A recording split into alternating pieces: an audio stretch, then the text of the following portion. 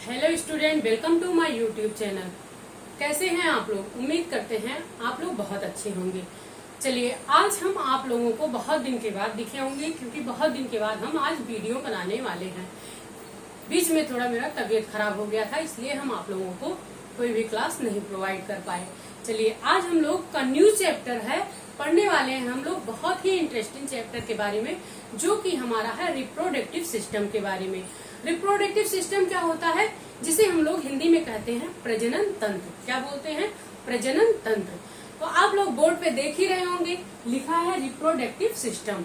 तो अब हम लोग प्रजनन तंत्र के बारे में पढ़ने वाले हैं। ठीक, चलिए, अब वो सिस्टम जो रिप्रोडक्शन में हेल्प करता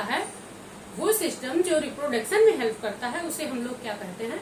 रिप्रोडक्टिव सिस्टम बोलते हैं। वो सिस्टम जो रिप्रोडक्शन में हेल्प करता है, उसे हम लोग क्या बोलते हैं? रिप्रोडक्टिव सिस्टम बोलते हैं। ठीक, अब जितने भी लिविंग ऑर्गेनिज्म हैं, वो क्या करते हैं? सारे के सारे रिप्रोडक्शन करते हैं। अपने ही जैसे ऐसी प्रजाति, कोई भी प्रजाति जो अपने जैसी ऑफस्प्रिंग का निर्माण करता है, उसे हम लोग क्या कहते हैं? उसे हम लोग रिप्रोडक्शन कहते हैं। ठीक, अब जैसे अपने जैसी प्रजाति का मतलब क्या हुआ? जैसे कि बंदर है तो वो क्या करेगा? अपने जैसी ऑफस्प्रिंग, यानी कि बंदर है तो बंदर का रिप्रोडक्शन करेगा, रिप्रोड्यूस करेगा। ठीक, अगर लंगूर है तो लंगूर, ह्यूमन है तो ह्यूमन, वो अपने जैसी ऑफस्प्रिंग का रिप्रोडक्शन करता है। ठीक, तो रिप्रोडक्टिव सिस्टम में हमारा सबसे पहले क्या आता है? वो हमारा है रिप्रोडक्शन। ठीक, रिप्रोडक्शन। जो सिस्टम रिप्रोडक्शन में हेल्प करे, उसी को हम लोग क्या कहते हैं? रिप्रोडक्टिव सिस्टम बोलते हैं। ठीक, फिर इसमें हमारा क्या होता है? रिप्रोडक्शन यानी कि प्रजनन। ठीक, जो प्रजनन में हेल्प करे, उसी को हम लोग रिप्रोडक्टिव सिस्टम बोलते हैं। अब ये रिप्रोडक्टिव सिस्टम जो हमारा है, ये क्या होता है? ये बायोलॉजिकल प्रोसेस होता है। अगर हम लोग कहें तो ये क्या होता है? ये बायोलॉजिकल प्रोसेस होता है। ठीक, बायोलॉजिकल प्रोसेस होता है, बायोलॉजिकल प्रोसेस। ठीक, ये बायोलॉजिकल प्रोसेस है। ठीक, इसमें क्या होता है? अपने जैसी ऑफस्प्रिंग का निर्माण होता है, अपने जैसी ऑफस्प्रिंग का निर्माण होता है। ठीक, अब अगर हम लोग इसका डिफिनेशन लिखना चाहे रिप्रोडक्शन का, तो इसमें हम लोग लिख सकते हैं, reproduction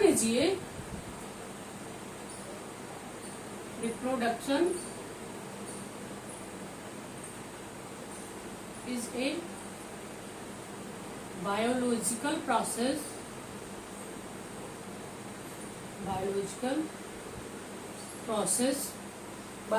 process in which individual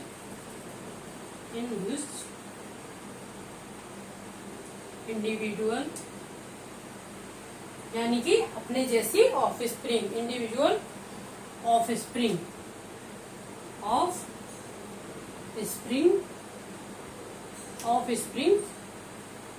are produced.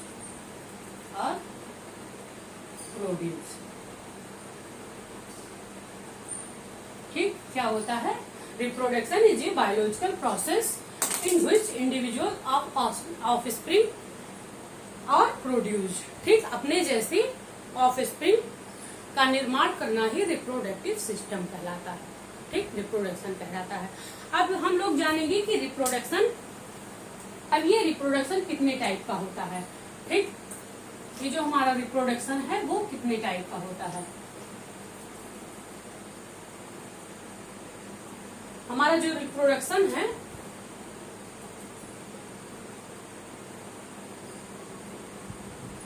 Reproduction 2 types का होता है। कितने टाइप का?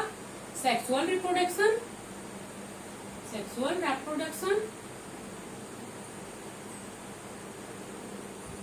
और असेक्सुअल रिप्रोडक्शन।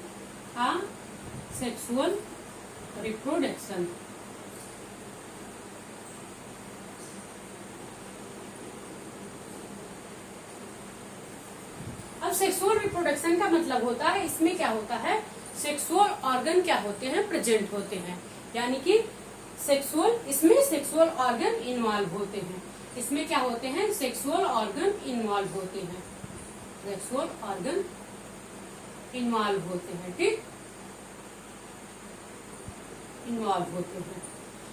सेक्सुअल ऑर्गन का मतलब क्या होता है, अब इसमें जो है मेल और फीमेल, मेल सेक्स ऑर्गन भी पाए जाएंगे, मेल सेक्स ऑर्गन भी पाए जाएंगे, और क्या होगा, फीमेल सेक्स ऑर्गन भी पाए जाएंगे,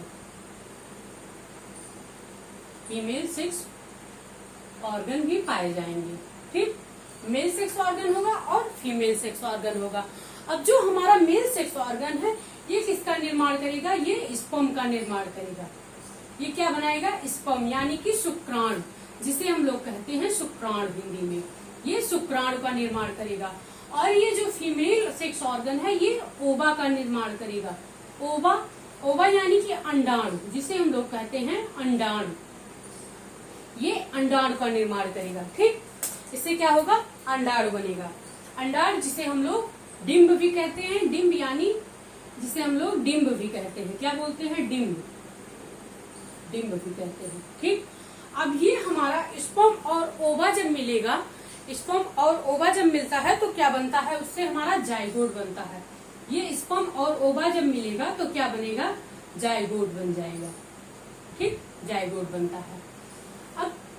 अब जाइगोट जब बनेगा, अब मान लीजिए अब ये जाइगोट कब बनेगा, जब प्यूबर्टी स्टेज आता है, यानी कि प्यूबर्टी स्टेज मतलब जब किशोरावस्था आता है एक लड़की या लड़का का, जब प्यूबर्टी स्टेज आएगा, किशोरावस्था आएगा, तो उसमें क्या होगा, मिनिमम 11 साल से क्या होगा, प्यूबर्टी स्टेज शुरू हो जाएगा, स्टार्ट हो जाएगा।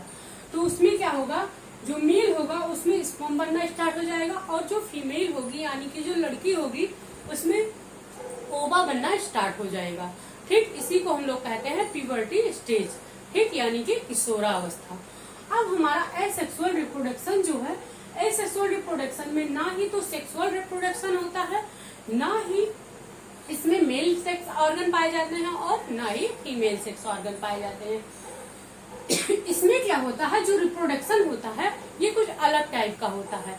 अलग टाइप का क्या होता है, अब मान लीजिए कि कुछ कोई ये क्या है, कोई ये ऑर्गेनिज्म है, कोई ऑर्गन है जो कि ये ग्रोथ कर गया, ठीक, ये कोई ऑर्गन है जो ग्रोथ किया, और ग्रोथ करके ये क्या हुआ, इसका ग्रोथ जो है ये बाहर की तरफ ये ग्रोथ कर गया, ये कोई लिविंग ऑर्गेनिज्म है, ये कोई लिविंग ऑर्गेनिज्म है जिसका ग्रोथ क्या हुआ, बाहर की तरफ हुआ, और जब बाहर की तरफ हो गया तो ये क्या हुआ, टूट कर ये नीचे गिर गया, नीचे गिर गया तो क्या हुआ, यहाँ पर भी ग्रोथ हो गया।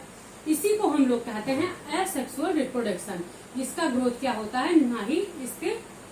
अब इसमें क्या होता है कि इसमें मेल सेक्स और फीमेल सेक्स ऑर्गन नहीं पाए जाते हैं, ठीक, बट क्या होता है इसमें, अगर कोई प्लांट है, प्लांट में क्या होता है, बाइसेक्सुअल पाए जाते हैं, बाइसेक्सुअल ऑर्गन पाए जाते हैं, ठीक, इस तरह ये इसमें सेक्सुअल ऑर्गन नहीं पाए जाते, एसेक्सुअल में ये अलग तरह से ग्रोथ करता है, ठीक। अब इसके बाद हमारा आता है, अगर आप लोग देखेंगे तो ह्यूमन में क्या होता है, सेक्सुअल ऑर्गन होता है, और प्लांट, इसका एग्जांपल अगर आप लोग लिखना चाहें, ये क्या होता है, प्लांट में भी एसेक्सुअल ऑर्गन होता है। प्लांट में एसेक्सुअल ऑर्गन का मतलब क्या होता है, एक ही प्लांट के फ्लावर पे मेल सेक्स ऑर्गन और फीमेल सेक्स ऑर्गन दोनों प्रेजेंट होते हैं, बट जो हमारा सेक्सुअल ऑर्गन होता है वो मेल सेक्स ऑर्गन अलग होता है और फीमेल सेक्स ऑर्गन अलग होता है, यानी कि मेल बॉडी पार्ट का अलग स्ट्रक्चर होता है, उसका अलग कैरेक्टरिस्टिक होता है, और फीमेल का जो फीमेल बॉडी होता है उसका अलग कैरेक्टरिस्टिक होता है, उसको हम लोग क्या कहते हैं, सेक्सुअल रिप्रोडक्शन। और इसमें क्या होता है, इसमें ना ही सेक्सुअल ऑर्गन होता है, ना ही मेल सेक्स ऑर्गन पाए जाते हैं, ना ही फीमेल सेक्स ऑर्गन पाए जाते हैं। अगर हम लोग इसका एग्जाम्पल लिखना चाहें एसेक्सुअल का, तो इसमें हम लोग हाइड्रा लिख सकते हैं। हाइड्रा में भी क्या होता है, एसेक्सुअल ऑर्गन होता है, और प्लांट में भी एसेक्सुअल ऑर्गन होता है, ठीक। और सेक्सुअल ऑर्गन किसमें होता है, ह्यूमन बॉडी में होता है, ठीक, ह्यूमन में होता है, ओके।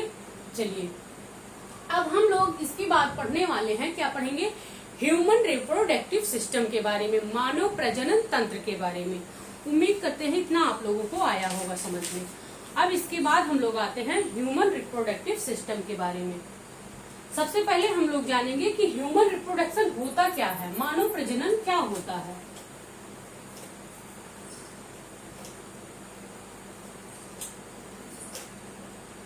ह्यूमन रिप्रोडक्शन में कुछ पॉइंट है जो आप लोगों को हम नोट करवा दें, 3-4 पॉइंट है। ह्यूमन रिप्रोडक्शन,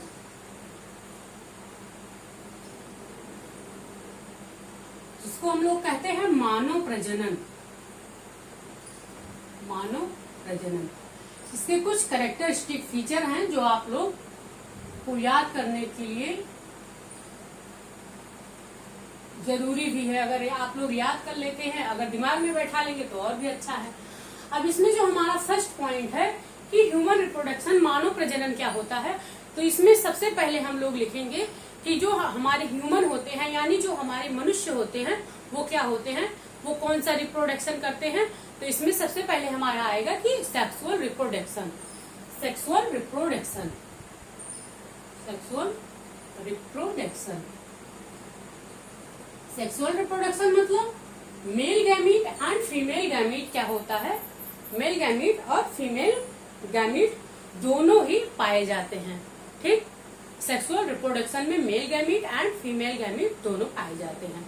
फिर सेकंड पे हमारा आता है, सेकंड पे हमारा आता है बीवी पोरस। क्या आता है, बीवी पोरस। बीवी पोरस का मतलब क्या होता है, बीवी पोरस का मतलब जो कि चाइल्ड का बर्थ करे, यानी कि जो बच्चों को जन्म देते हैं। ह्यूमन क्या होते हैं, बच्चों को जन्म देते हैं।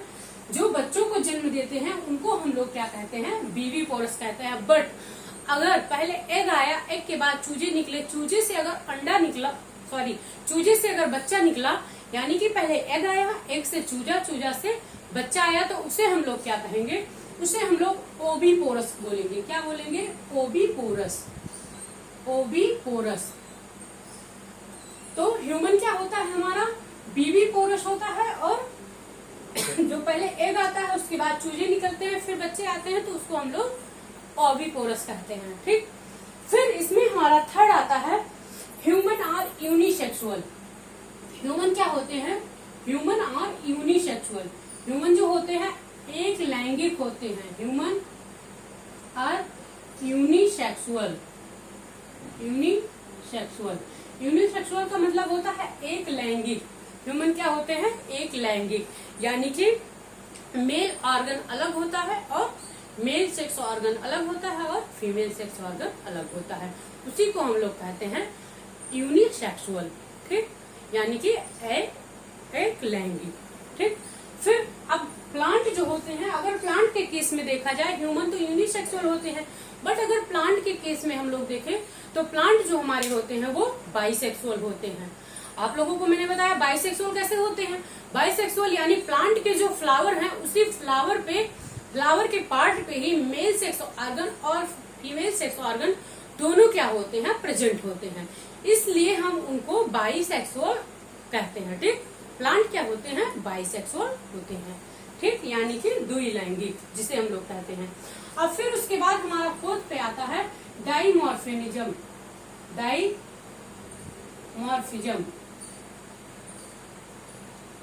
अब डाइमॉर्फिज्म क्या होता है, मेल बॉडी। डाइमॉर्फिज्म का मतलब होता है मेल बॉडी पार्ट का अलग स्ट्रक्चर, सारा सब कुछ वही है, मेल सब आप लोगों को बस समझना है, टफ बिल्कुल भी नहीं है। अगर ध्यान से आप लोग दिमाग से समझेंगे तो सब कुछ समझ में आ जाएगा। अब जो डाइमॉर्फिज्म का मतलब होता है मेल बॉडी पार्ट के अलग कैरेक्टरिस्टिक होते हैं, और फीमेल बॉडी पार्ट के अलग कैरेक्टरिस्टिक होते हैं, दोनों के अलग अलग कैरेक्टरिस्टिक होगी। ठीक, जैसे हमारा मेल है तो क्या स्पर्म रिलीज करेगा, मेल है तो स्पर्म बनाएगा, और फीमेल है तो क्या ओवा बनाएगा। ओवा यानी अंडाशय बनाएगी, या डिम्ब जिसे हम लोग कहते हैं वो बनाएगा। ठीक, चलिए अब इसके बाद हमारा आता है male reproductive system and female reproductive system कि क्या होता है। अब मेल रिप्रोडक्टिव सिस्टम और फीमेल रिप्रोडक्टिव सिस्टम जो है, इसको हम लोग क्या करेंगे, बाद में स्टडी करेंगे, बाद में पढ़ेंगे। उसके पहले हम लोग कुछ फेज के बारे में पढ़ते हैं। जब हम लोग फेज के बारे में स्टडी कर लेंगे, फेज के बारे में पढ़ लेंगे डिटेल से, फिर हम लोगों को मेल रिप्रोडक्टिव सिस्टम और फीमेल रिप्रोडक्टिव सिस्टम पढ़ने में बहुत ही आसानी होगी। ठीक, फिर हम लोगों को अच्छे से समझ में आ जाएगा। तो सबसे पहले हम लोग क्या पढ़ेंगे, हम लोग पढ़ेंगे फेज ऑफ रिप्रोडक्शन, यानी कि प्रजनन की अवस्थाएं पढ़ेंगे। ठीक, फेज ऑफ रिप्रोडक्शन पढ़ते हैं। इतना आप लोगों को समझ में आया?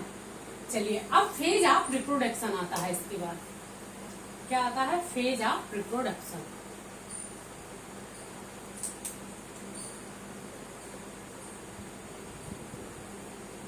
Phase of reproduction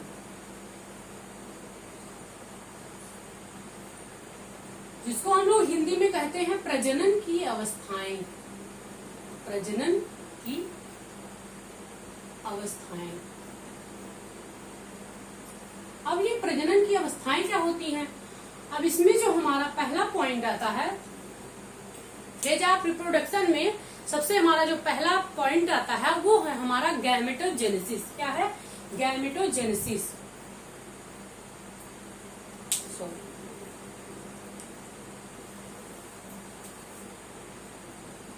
gametogenesis. Gametogenesis को हम लोग कहते हैं युग्मक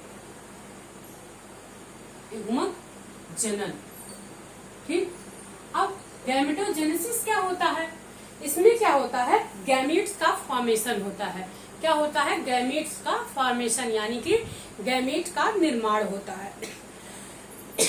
यानी कि युग्मक का निर्माण होता है, जिसे हम लोग गैमेटोजेनेसिस कहते हैं। इसमें क्या होता है? गैमीट्स का फॉर्मेशन होता है। गैमीट्स का फॉर्मेशन होता है। ठीक, फॉर्मेशन होता है।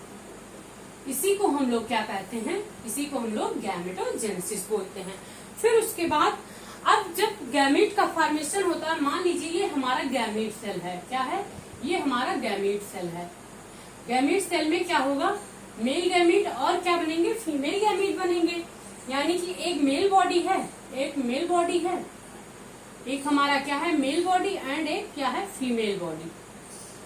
अब जो मेल बॉडी है ये क्या करेगा? स्पर्म का निर्माण करेगा। ये क्या बनाएगा? स्पर्म बनाएगा, यानी कि शुक्राणु बनाएगा। और जो हमारा फीमेल बॉडी है ये क्या बनाएगा? ये ओवा बनाएगा, यानी कि अंडाणु बनाएगा। ये अंडाणु बनाएगा। अब जो स्पर्म बनाएगा, जो स्पर्म बनेगा, उसी को हम लोग क्या कहते हैं? स्पर्मेटोजेनेसिस। क्या बोलते हैं? स्पर्मेटोजेनेसिस। स्पर्मेटोजेनेसिस। और जो हमारा ओवा का फॉर्मेशन करता है, फीमेल बॉडी जो हमारा ओवा बनाती है, फीमेल बॉडी जो ओवा का फॉर्मेशन करती है, उसी को हम लोग कहते हैं oogenesis। क्या कहते हैं? oogenesis। oogenesis, उसी को हम लोग oogenesis बोलते हैं। ठीक, ये था हमारा। अब मेल बॉडी बताए आपको, जब प्यूबर्टी स्टेज आता है, यानी कि जब किशोरावस्था आता है, तब क्या होता है? मिनिमम 11 साल में ये मेल बॉडी जो है ये स्पर्म रिलीज करना, मेल के अंदर क्या होता है? मेल बॉडी के अंदर स्पर्म यानी कि शुक्राणु बनना आरंभ हो जाता है। शुक्राणु बनने लगते हैं। फिर स्पर्मेटोजेनेसिस होता है और फीमेल बॉडी के अंदर ओवा बनना स्टार्ट हो जाता है। अब अगर आप लोगों से पूछा जाए कि ये जो स्पर्म का बनना बंद कब होता है, तो जो मेल है हमारा, मेल में 60 से 65 साल में क्या होता है? 60 से 65 ईयर में क्या होता है? स्पर्म बनना बंद हो जाता है। क्या होता है? स्पर्म बनना बंद हो जाता है। ठीक, और अगर आप लोगों से फीमेल में पूछा जाए, तो फीमेल में जब मीनोपोज होता है, मीनोपोज आप लोग को बाद में क्लास देंगे, बताएंगे मीनोपोज क्या होता है। मीनोपोज के बाद क्या होता है? आफ्टर मीनोपोज, यानी कि 50 से 55 ईयर्स ओल्ड।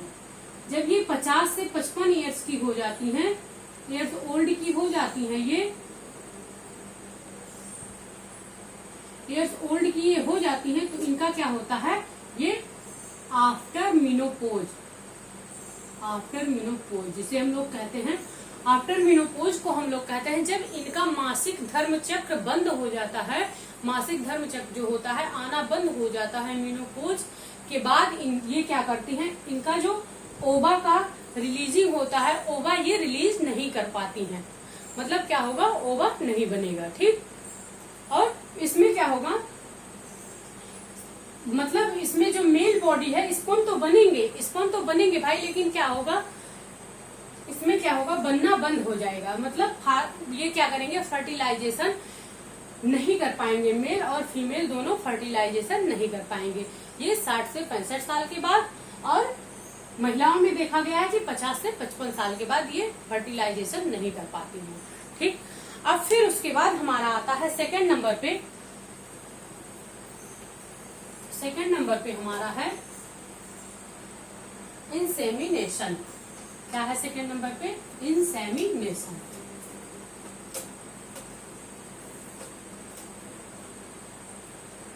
सेकंड पेज पे हमारा क्या आता है, इंसेमिनेशन।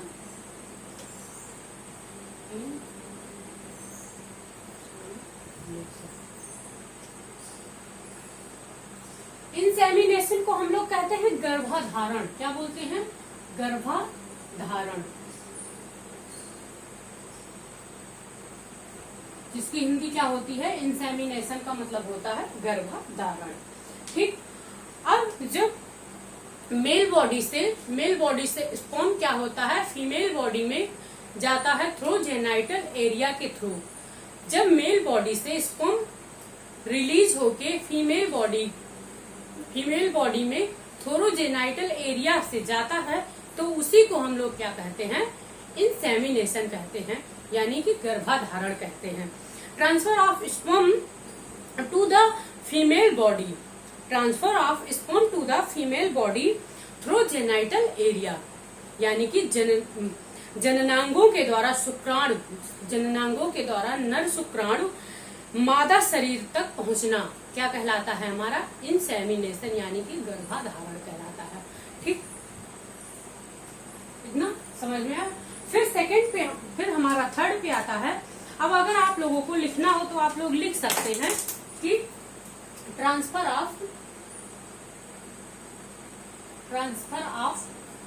स्पर्म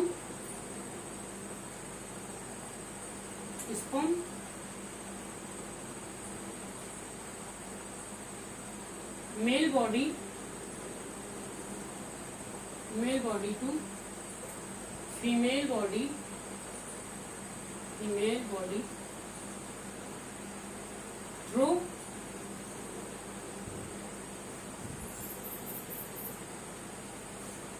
थ्रू जेनाइटल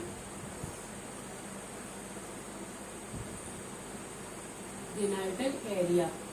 क्या होता है, मेल बॉडी ट्रांसफर होता है, मेल बॉडी का जो स्पर्म होता है वो ट्रांसफर होता है जेनाइटल एरिया के थ्रू फीमेल बॉडी में। ठीक, इसी को हम लोग क्या कहते हैं, गर्भाधारण कहते हैं। अब थर्ड पे हमारा आता है फर्टिलाइजेशन। क्या आता है, फर्टिलाइजेशन।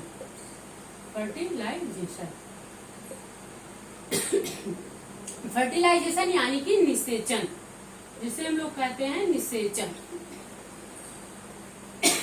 सॉरी, निषेचन। ठीक, निषेचन क्या होता है, जब स्पर्म और ओवा दोनों क्या होते हैं, फ्यूज होते हैं। स्पर्म और ओवा के फ्यूजन से क्या होता है, फर्टिलाइजेशन होता है। स्पर्म और ओवा यानी कि शुक्राणु और अंडाणु, स्पर्म और ओवा,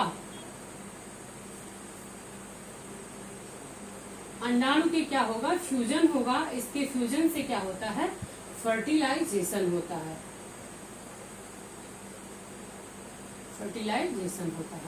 अब ये प्रोसेस कैसे होता है, अब दिखाते हैं आप लोगों को कि कैसे होता है इसके फ्यूजन से। यहाँ पे क्या हुआ, स्पर्म और ओवा क्या हुआ, फ्यूज किए, फ्यूज करके क्या हुआ, फर्टिलाइजेशन हुआ। अब जैसे मान लीजिए यहीं पे बना देते हैं, ये हमारा क्या है, ये क्या है, फैलोपियन ट्यूब है। ये हमारा क्या हुआ, यहाँ से ये ओवरी है। ठीक, ये हमारा क्या है, ये फैलोपियन ट्यूब है, फैलोपियन ट्यूब। अब ये जो फैलोपियन ट्यूब है, यहीं पे हमारा क्या होता है, फर्टिलाइजेशन होता है। ये हमारी ओवरी है, ओवरी में ढेर सारे क्या हैं, एग हैं। अब यहाँ से हमारा क्या होगा, यहाँ से स्पर्म जाएगा जेनाइटल एरिया से, ठीक, थ्रू जेनाइटल एरिया से यहाँ से क्या जाएगा, स्पर्म जाएगा। फिर उसके बाद यहाँ पे क्या होगा, स्पर्म और ओवा दोनों क्या होंगे, मिलेंगे। तो जब स्पर्म और ओवा मिलेंगे तो क्या बनेगा, जाइगोट बनेगा। ये क्या है हमारा, ये यूट्रस है। क्या है, यूट्रस। ये हमारा यूट्रस है, ठीक। अब यहाँ पे क्या होगा, यहीं पे हमारा जाइगोट का निर्माण होगा, जाइगोट बनेगा, ठीक। जब जाइगोट बनेगा तो क्या होगा, यहीं पे फैलोपियन ट्यूब में ही हमारा फ्यूजन होगा, यहीं पे फर्टिलाइजेशन की प्रक्रिया शुरू हो जाएगी, जिसे हम लोग कहते हैं निषेचन, ठीक। अब उसके बाद हमारा क्या आता है, अब जब ये स्पर्म एक ओवम से क्या होगा आकर जब मिलता है, एक स्पर्म एक ओवम से आकर जब मिलेगा तब क्या होगा हमारा, और तब क्या होगा, जाइगोट का निर्माण होगा।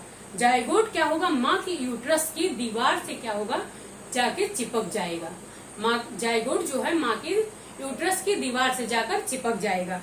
फिर क्या होगा, जिसे हम लोग क्या कहते हैं, ब्लास्टोसिस्ट कहते हैं। एक स्पर्म क्या होगा, एक ओवम से मिलेगा, आकर मिलता है, फिर वो क्या होता है, जाइगोट का फॉर्मेशन करता है। और जब वो जाइगोट का फॉर्मेशन करेगा तो वो जाइगोट आकर माँ की यूट्रस से यानी कि माँ के गर्भाशय से आकर चिपक जाएगा।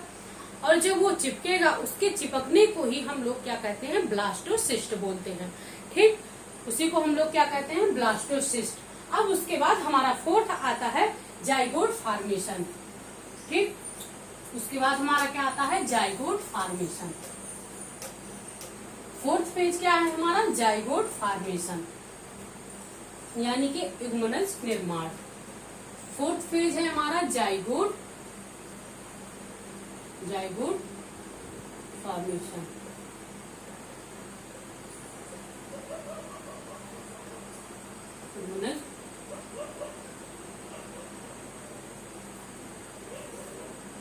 निर्माण,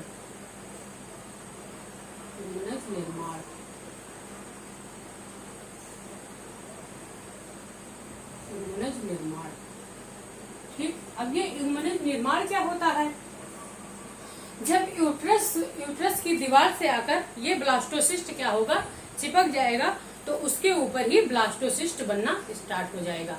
ब्लास्टोसिस्ट यानी कि तब हम लोगों को पता चल जाएगा, तब मतलब पता चलता है कि एक लड़की क्या हो गई, प्रेग्नेंट हो गई, यानी कि उसने गर्भ धारण कर लिया, ठीक। ये होता है जाइगोट का फॉर्मेशन। जाइगोट फॉर्मेशन तब बनना जब वो यूट्रस की दीवार से ब्लास्टोसिस्ट क्या होगा, जाके चिपक जाएगा, तब पता चलता है कि एक लड़की की प्रेगनेंसी हो गई है, ठीक, वो प्रेग्नेंट हो गई है, यानी कि उसने गर्भाधारण कर लिया है। अब फिफ्थ नंबर पे आता है हमारा इम्प्लांटेशन, ठीक। फिफ्थ पे हमारा आता है, फिफ्थ फेज है इम्प्लांटेशन। इम्प्लांटेशन क्या होता है, यानी कि जिसे हम लोग कहते हैं प्रत्यारोपण, प्रत्यारोपण, ठीक। इम्प्लांटेशन मीन्स प्रत्यारोपण। अब क्या होगा, बच्चे में धीरे धीरे क्या होगा, टिश्यूज का निर्माण होगा, सेल्स का निर्माण होगा, ऑर्गन का निर्माण होगा, बच्चे में धीरे धीरे सब कुछ बनने लगेगा, ठीक। इसी को हम लोग कहते हैं, सबसे पहले क्या बनेगा, टिश्यू बनेगा, टिश्यू से फिर सेल्स बनेंगे, सेल्स से फिर ऑर्गन बनेंगे, ऑर्गन से फिर लीवर भी बनना स्टार्ट हो जाएगा, फिर बच्चे का धीरे धीरे ग्रोथ होना शुरू हो जाता है यूट्रस में, ठीक। इसी को हम लोग कहते हैं इम्प्लांटेशन, ठीक। उसमें क्या होता है, जाइगोट फॉर्मेशन में क्या होता है, निर्माण होना शुरू हो जाता है, ठीक। जाइगोट का निर्माण होना शुरू हो जाता है, और इसमें क्या होता है, इसमें सब कुछ ग्रोथ होने लगता है, टिश्यू भी बन जाते हैं, सेल्स भी बन जाते हैं इम्प्लांटेशन में, फिर उसके बाद ऑर्गन्स भी बन जाते हैं, लिवर का भी निर्माण होने लगता है, सब कुछ इम्प्लांटेशन में बन जाते हैं, ठीक। अब इसके बाद हमारा आता है 6 नंबर पे आता है हमारा गेस्टेशन। क्या आता है, गेस्टेशन। 6 नंबर पे हमारा है गेस्टेशन। गेस्टेशन को क्या कहते हैं हम लोग, गेस्टेशन को हम लोग कहते हैं गर्भावध। क्या बोलते हैं, गर्भावध, गर्भावध,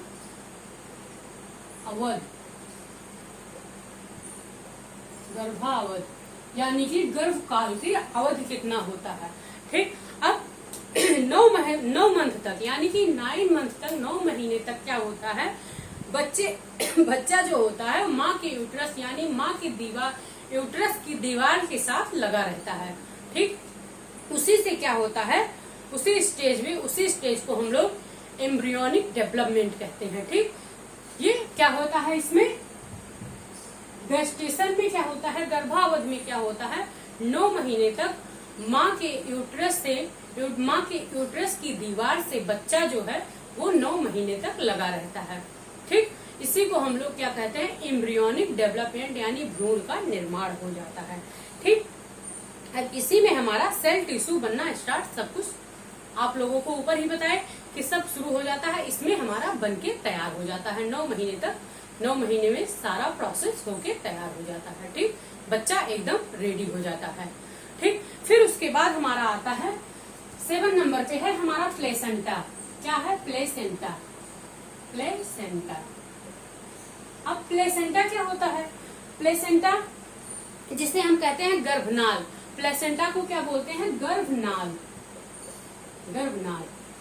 अब प्लेसेंटा में जब बच्चा 9 महीने का हो जाता है, वो माँ और बच्चे के बीच में एक मेम्ब्रेन पाई जाती है, यानी कि एक झिल्ली पाई जाती है, जिसे हम लोग कहते हैं एमनियोटिक फ्लूइड, अमेरिकल कोड भी बोलते हैं, चाहे उसको अमेरिकल कोड कहें या फिर एमनियोटिक फ्लूइड भी कह सकते हैं प्लेसेंटा को। वो क्या होता है, एक मेम्ब्रेन होता है, उसी के थ्रू माँ अपने बच्चे को 9 महीने तक, 9 मंथ तक उसको पानी देती है, उसको खून देती है, उसको ग्लूकोज देती है, उसको ऑक्सीजन देती है, सब कुछ इसी मेम्ब्रेन के थ्रू प्लेसेंटा में अपने बच्चे को एक माँ देती रहती है। ठीक, फिर 9 महीने के बाद बच्चा क्या होता है, उसका क्या होता है, बर्थ होता है, जन्म हो जाता है। ठीक, ये था प्लेसेंटा का वर्क। ठीक, उम्मीद करते हैं इतना आप लोगों को समझ में आया होगा। ये थे हमारे 7 फेज हैं हमारे रिप्रोडक्शन के। ठीक, फेज ऑफ रिप्रोडक्शन आज हम लोगों ने कंप्लीट कर लिया। अब इसके आगे हम लोग पढ़ेंगे मेल रिप्रोडक्टिव सिस्टम। उम्मीद करते हैं इतना आप लोगों को समझ में आया होगा। अगर कोई दिक्कत हुई होगी तो कमेंट बॉक्स में कमेंट जरूर कीजिएगा, हम उसको दोबारा समझाएंगे। ठीक, चलिए अब हम लोग नेक्स्ट लेक्चर में पढ़ेंगे मेल रिप्रोडक्टिव सिस्टम के बारे में, यानी कि नर प्रजनन तंत्र के बारे में। ठीक, आज का लेक्चर हमारा यहीं तक। Thank you for watching.